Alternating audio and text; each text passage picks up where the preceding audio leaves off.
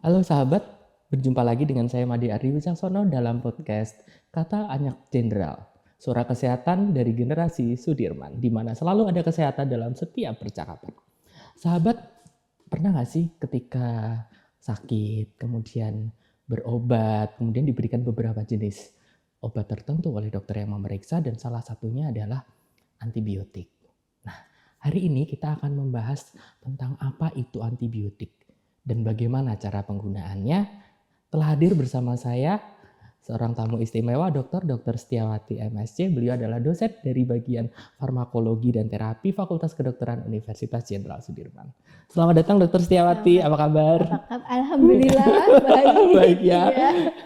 Oke, Dr. Setiawati. Nah, ini ceritanya hari ini kita membahas tentang antibiotik. Ya. Mungkin Dr. Wati bisa menjelaskan apa sih antibiotik itu? Ya, oke. Baik, terima kasih ya Mas Madya ya.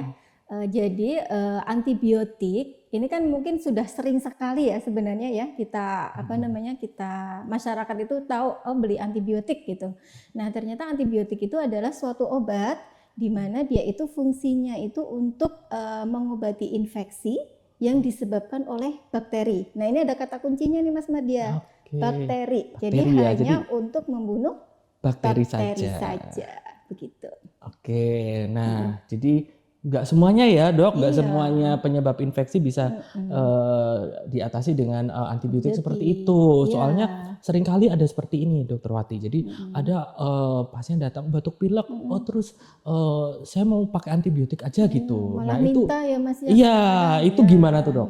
Ya, jadi sebenarnya kan infeksi atau penyakit infeksi itu kan disebabkan oleh kuman ya.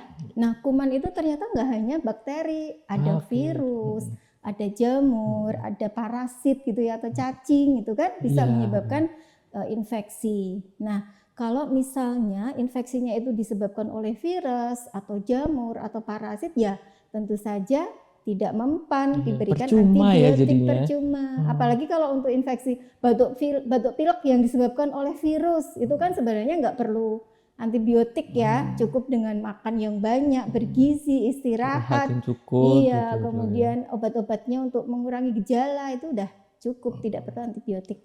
Karena apa? Karena kalau apa-apa kok diberikan antibiotik justru nanti malah bisa berbahaya bagi tubuh. Oke, jadi nggak harus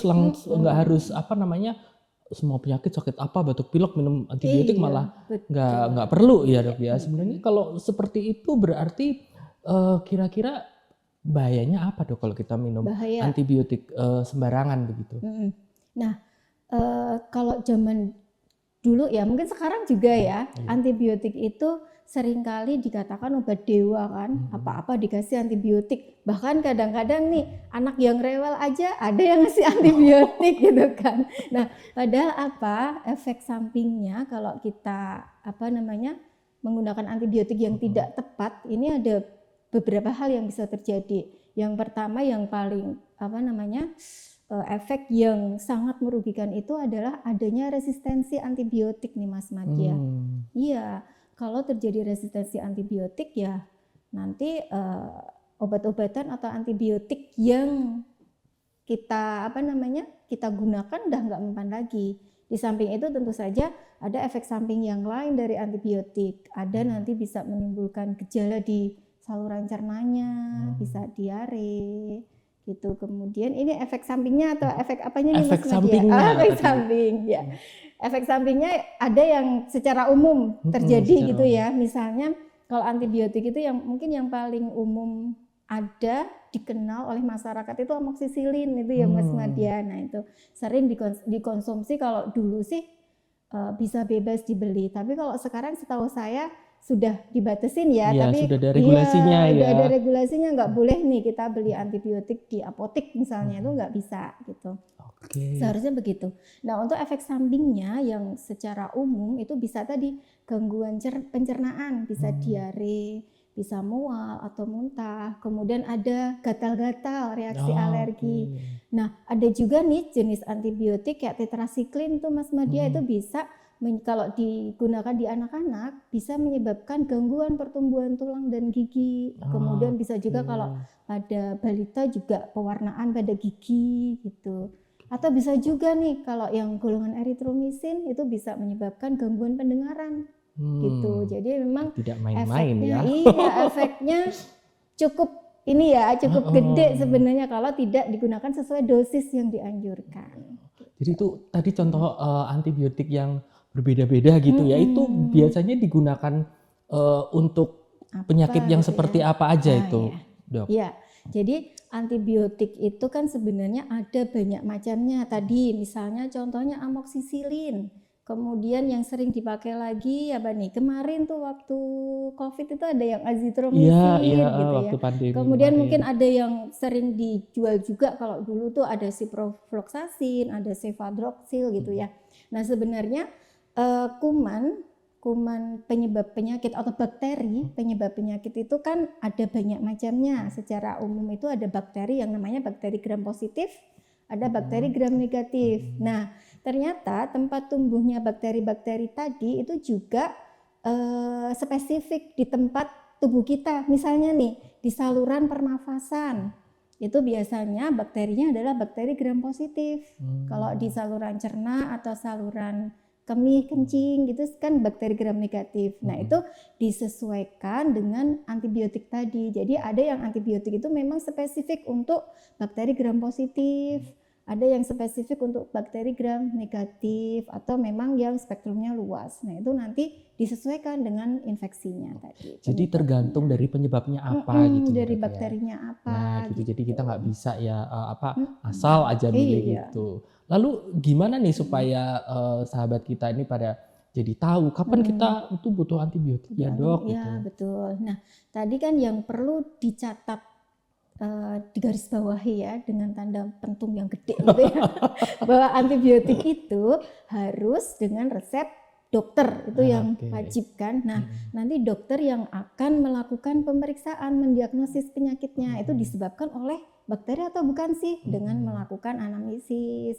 pemeriksaan fisik, kalau perlu dengan pemeriksaan penunjang gitu ya. Misalnya nih sama-sama demam gitu ya, datang dengan demam. Yang satu ternyata setelah dilakukan anamnesis, pemeriksaan fisik, pemeriksaan penunjang itu disebabkan oleh bakteri Salmonella typhosa atau dia menderita penyakit tipes nih. Kemudian yang satu demam juga gitu, tetapi ternyata hanya disebabkan oleh virus misalnya bakteri gram positif, virus yang menginfeksi saluran nafas gitu. Nah, itu tentu kan beda ya. Nah, itu nanti dokter yang akan mendiagnosis, memeriksa, kemudian meresepkan antibiotik apa yang tepat untuk si pasien tersebut. Kalau misalnya dia didiagnosis demam tifoid, ya nanti akan diberikan antibiotik yang memang first line drug istilahnya, obat pilihan utama untuk demam tifoid. Kalau tidak perlu karena mungkin dokter mendiagnosisnya ini karena virus aja nih, nah ya nggak perlu antibiotik seperti itu. Oke, terus tapi kadang orang kalau misalnya, oh ya nih saya dapat resep antibiotik nih, berobat ke rumah sakit, ketemu dokter dapat antibiotik, terus udah enakan, terus setelah itu udah enakan berhenti deh minum obat, terus kemudian obatnya disimpan, nanti kalau sakit lagi diminum lagi, itu gimana tuh, Dok? Sisa ya, biar irit ya. Nah, ini yang harus kita luruskan juga, kalau menyimpan sisa antibiotik itu sangat tidak dianjurkan, karena yang pertama antibiotik itu harus dihabiskan nih Mas, nggak boleh tuh disisain. Karena apa? Karena kalau tidak habis, nanti si kuman yang ada di dalam tubuh itu sebenarnya baru teler aja tuh, belum mati. Ya. Iya, jadi nanti ketika ini dia bisa tumbuh bisa kuat lagi, justru malah melawan. Ketika ada antibiotik yang diberikan nanti dia melawan, jadi timbul resistensi tadi gitu. Nah, itu tidak boleh ya. Kemudian selanjutnya adalah ketika kita sakit hari ini diberikan obat antibiotik A, kita sakit lagi dengan gejala yang sama kayak tadi ya, demam contohnya tadi, ternyata sakit yang sekarang itu beda dengan yang berikutnya gitu ya. Jadi kan nggak bisa gitu. Hari ini demam tifoid, ternyata selanjutnya demam juga tapi cuman virus tadi, itu kan nggak bisa juga, nggak, karena satu antibiotik ini hanya untuk satu diagnosis aja dan untuk digunakan satu orang aja gitu. Jadi nggak boleh dibagi. Iya, gitu. kalau temennya sakit juga dikasih, Iya. oh kamu kayaknya sakitnya sama deh kayak saya, jadi mendingan berobat aja ya. Iya, Itu. Nah, jadi dosisnya juga pasti beda-beda. iya, kan? jadi dihabiskan dan jangan disimpan. Tadi Jangan Dokter Setiawati juga disimpan. menjelaskan itu bahwa nanti bisa ada resistensi itu. Mungkin bisa dijelaskan lebih lanjut tuh, Dok. Iya. Yang resistensi antibiotik itu apa sih? Resistensi antibiotik ini sebenarnya saat ini itu sudah menjadi permasalahan global loh Mas gitu. Karena apa? Karena tadi itu resistensi antibiotik itu berarti si kuman atau bakteri itu sudah kebal terhadap antibiotik yang seharusnya masih mempan gitu. Jadi kita bayangkan aja kalau misalnya tadi amoksisilin itu kan merupakan salah satu antibiotik yang spektrumnya luas, murah ya, mudah didapat. Nah, kita bayangkan nih, kalau terjadi resistensi terhadap amoksisilin, bisa nggak membayangkan? Iya. Nanti ketika kita Sakit sakit yang disebabkan oleh bakteri yang seharusnya bisa diobati dengan amoksisilin yang mudah didapat, kemudian harganya murah, udah nggak mempan lagi. Kita mau pakai apa?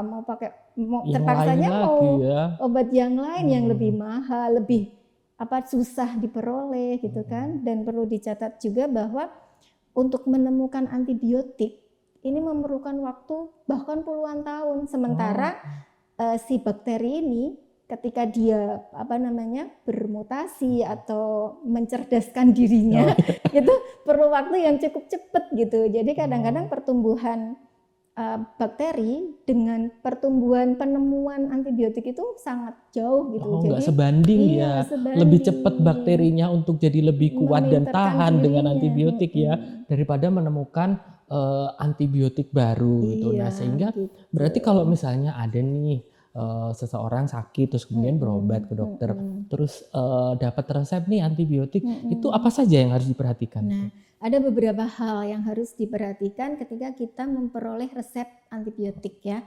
Yang pertama tadi harus habis gitu, tidak boleh disisain karena masing-masing penyakit itu sudah ada istilahnya itu masa dia harus minum antibiotik. Yang paling mudah mungkin ya kayak tonsilitis atau amandel gitu ya Mas ya.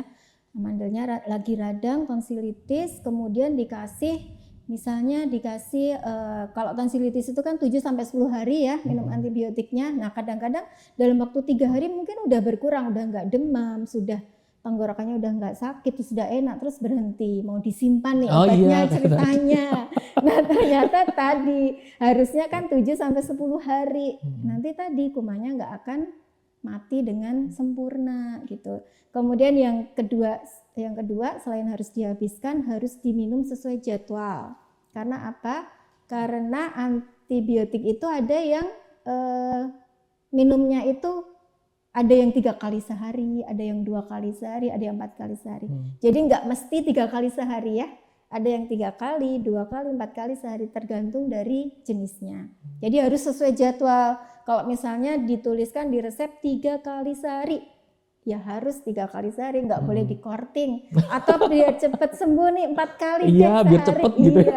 Nggak boleh, harus sesuai jadwal. Kemudian yang ketiga tadi tidak boleh berbagi dengan orang lain. Misalnya nih, biasanya yang sering juga nih yang di praktek gitu ya Mas, kakak adik nih. Oh iya, sakitnya kayaknya sama. Terus yang periksa cuman kakaknya misalnya, nanti obatnya dibagi sama adiknya, itu nggak boleh gitu ya. Kemudian yang keempat, harus disimpan dengan benar di tempat yang sejuk dan kering gitu. Jadi pada umumnya antibiotik baik berbentuk sirup ataupun tablet gitu cukup di suhu ruangan aja, nggak perlu di kulkas. Nggak harus masuk lemari pendingin kulkas itu nggak perlu ya? Justru malah kayak amoksisilin sirup gitu malah nggak boleh di kulkas, harus di suhu ruang gitu. Kemudian yang kelima, ini kita harus memperhatikan ketika setelah minum antibiotik apakah ada efek samping atau enggak gitu. Kalau ada efek samping harus kita segera balik lagi tuh ke dokternya melaporkan saya ada efek samping ini dok, sehingga nanti bisa tercatat di rekam medisnya bahwa pasien ini mungkin alergi terhadap antibiotik ini. Oh, seperti tadi ya yang bisa ada ruam di kulit atau mual muntah gitu. Iya. Dan sebaliknya berarti kalau diare. misalnya wah obat antibiotiknya udah habis nih, tapi kok penyakitnya belum membaik, berarti sebaiknya lebih baik kontrol aja kali ya Dok ya? Iya, kontrol lagi. Ya untuk dievaluasi. Nah Heeh. terus jadi kalau misalnya tadi ya bisa ada efek samping nih, itu Mm-mm. gimana caranya supaya mengurangi risiko Mengurangi efek samping resikonya, itu Dok? ya betul. Untuk mengurangi resiko efek samping ya tadi yang pertama itu soal waktu minum tadi Mas. Kan tadi kan salah satu beberapa efek samping itu bisa mual, muntah gitu kan, ada gangguan di saluran cerna. Nah, itu bisa diatasi dengan apa namanya? Mungkin ada beberapa antibiotik itu yang memang bisa mengiritasi lambung atau saluran cerna. Nah, itu harus diminum setelah makan gitu. Misalnya ada amoksisilin, eritromisin, itu harus setelah makan karena kalau sebelum makan nanti bisa mengiritasi lambung. Tetapi ada juga nih yang harus diminum sebelum makan seperti ampicillin gitu, tetrasiklin itu harus sebelum makan. Malah Karena justru apa? sebelum Iya, makan karena ya? kalau ada makanan di lambung nanti absorpsinya terhambat. Jadi kerjanya juga tidak optimal gitu. Kemudian ini juga yaitu ini waktu ya, minuman yang dipakai untuk minum obat. Minumnya ya, pakai apa nih? pakai Gitu? apa nih itu. Nah, biasanya dianjurkannya adalah dengan minum air putih aja gitu. Itu udah yang Pakai paling air bagus ya, putih Dok? yang paling bagus. Karena kalau misalnya pakai susu gitu ya, nah itu susu itu kan banyak ininya ya, mineral-mineralnya. Nah, mineralnya itu yang nanti bisa menghambat penyerapan juga gitu. Kemudian kalau di kita sih mungkin nggak ya alkohol gitu ya, itu jelas tidak boleh gitu. Kemudian tadi apa lagi ya efek sampingnya ya? Oh tadi kan alergi ya. Nah kalau alergi ya untuk mengurangi efek sampingnya tadi kita harus meniteni istilahnya. Iya, mengingat saya alergi nggak sih? Gitu. Timbul gejalanya setelah minum apa gitu. Iya, dan nanti ketika periksa harus dikomunikasikan kepada dokternya, saya alergi. Misalnya amoksisilin nih dok, atau penisilin atau yang lainnya, sehingga nanti tidak diresepkan obat yang segolongan. Iya, gitu. Dicari penggantinya yang mungkin risiko alerginya bisa lebih rendah. Iya betul. Kemudian bisa juga nih biar ini ya di pencernaan kita juga tidak terlalu terganggu, itu kita bisa mengkonsumsi juga nih yang lagi marak juga nih Mas, probiotik. Oh iya. Iya. Itu tetapi harus ya itu perlu diingat juga nanti bahwa penggunaan probiotik ini kan sebenarnya adalah bakteri baik ya. Yang nanti bisa membantu di dalam pencernaan kita. Tetapi nanti juga harus diingat penggunaannya dengan antibiotik juga harus ada aturannya, tidak boleh langsung diminum bareng gitu nggak boleh ya dok? Bareng nggak boleh. Gitu. Iya ya.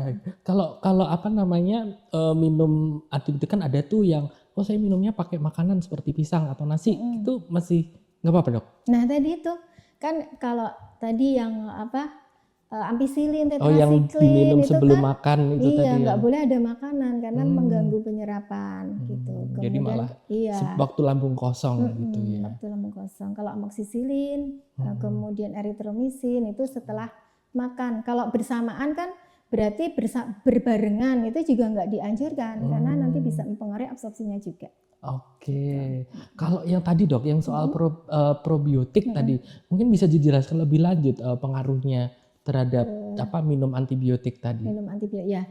Probiotik tadi kan sebenarnya isinya adalah bakteri-bakteri baik ya. Biasanya ada lactobacillus gitu ya. Kemudian ada Saccharomyces gitu. Nah, itu bakteri-bakteri tersebut itu berfungsi untuk istilahnya itu untuk mengontrol gitu ya.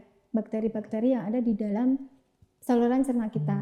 Nah, si antibiotik itu dia tidak bisa membedakan antara bakteri baik dan bakteri jahat. Oh. Iya. Jadi kalau misalnya ada bakteri dibunuh langsung gitu ya? dibunuh. Jadi kalau misalnya probiotik sama antibiotiknya itu diminum berbarengan, ya nanti probiotik bakteri yang di jadi probiotiknya ya? Dibunuh oleh antibiotiknya. Jadi percuma kan gitu. Jadi harus dijeda biasanya. Dijeda selama kurang lebih 2 jam. Agar apa? Agar si antibiotiknya tadi sudah dia terabsorpsi. Kemudian si apa namanya si Probiotiknya. probiotiknya ya mempunyai kesempatan dia untuk berkembang biak di Oke. dalam usus. Jadi misalnya nih, saya minum antibiotik jam 7 pagi nih. Berarti nanti kira-kira jam 9 gitu ya, Iya, saya baru baru minum probiotiknya ya, supaya Ha-ha. untuk mendapatkan hasil yang optimal ya, gitu. betul. Kalau yang ini Dok, kalau probiotik yang bentuk suplemen gitu, apakah perlakuannya sama atau ada hal lain yang harus diperhatikan Dok? Sebenarnya sama, cuman yang harus diperhatikan adalah kita harus lihat nih komposisinya apa, karena masing-masing probiotik itu tergantung dari jenis bakterinya ya. Ada yang kayak lactobacillus itu kan memang untuk apa namanya mengobati diare gitu ya, untuk lebih ke diare. Tapi ada juga yang untuk sistem imun aja gitu. Jadi harus kita lihat komposisinya itu apa. Kemudian kita lihat juga bakterinya itu adalah yang masih hidup gitu. Jadi dia kan bisa berkembang di dalam tubuh kita. Oke, gitu. Nah, jadi nih Dok, sebagai kesimpulan ya, rangkuman atas semua penjelasannya Dokter Setiawati tadi, apa sih yang bisa di-highlight buat sahabat-sahabat semua mengenai penggunaan antibiotik yang bijak gitu ya? Iya, betul sekali. Jadi tadi ya, meskipun antibiotik itu bukan obat dewa ya, yang seperti di awal tadi, bahwa antibiotik ini merupakan obat yang sangat berharga bagi kita gitu dalam mengobati infeksi bakteri gitu. Yang perlu di-highlight adalah antibiotik adalah untuk infeksi bakteri, bukan untuk yang lain gitu ya. Nah, ini harus kita gunakan dengan bijak, karena kalau kita menggunakannya tidak dengan bijak, dengan apa namanya semaunya saja, apa-apa dikasih antibiotik gitu, digunakannya sembarangan, nanti yang rugi kita sendiri gitu, karena tadi akan bisa menyebabkan resistensi antibiotik. Resistensi antibiotik ini nanti tidak hanya dari sisi kesehatan, tapi dari sisi ekonomi jelas ya. Karena gitu. Jadi makanya kita harus menggunakan antibiotik ini secara bijak. Kemudian ingat, antibiotik ini harus kita konsumsi atas resep dokter, itu yang harus sesuai anjuran. Sesuai anjuran dan dihabiskan. Dan harus dihabiskan. Ya, betul. Baik, terima kasih Dokter Setiawati. Nah, begitu ya sahabat semua. Jadi kalau misalnya sahabat nanti amit-amitnya nih ya sakit terus kemudian berobat, kemudian mendapatkan resep antibiotik, ingat pesan Dokter Setiawati tadi ya. Diperhatikan bagaimana cara minumnya, terus kemudian dihabiskan. Kalau ada alergi segera kontrol ulang, dan kalau misalnya masih belum sembuh juga kembali ke dokter yang memeriksa untuk misalnya disesuaikan atau dilanjutkan, karena tadi misalnya ada yang harus minumnya 7 sampai 10 hari gitu ya Dok ya. Jadi disesuaikan. Jadi jangan sembarangan ya, kalau dapat antibiotik ya dihabiskan. Kalau misalnya memang diminta untuk kontrol juga tetap kontrol, walaupun mungkin sudah tidak ada keluhan yang bermakna. Oke, demikian obrolan kita pada pagi hari ini tentang antibiotik, bagaimana menggunakan antibiotik dengan bijak. Terima kasih Dokter Setiawati sudah hadir dalam podcast kita pada hari ini. Sahabat, saya akhiri podcast kita sampai pada hari ini. Kita ketemu pada podcast berikutnya dengan narasumber yang lain, dengan topik yang tidak kalah menarik ya. Saya Made Ardi Wicaksono pamit undur diri. Tetap di podcast Kata Anak Jenderal, Suara Kesehatan Generasi Sudirman, di mana selalu ada kesehatan dalam setiap percakapan. Sampai jumpa. Sampai jumpa.